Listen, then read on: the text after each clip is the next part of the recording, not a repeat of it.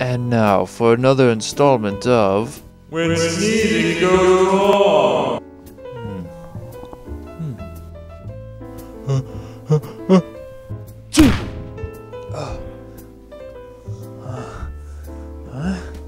Huh?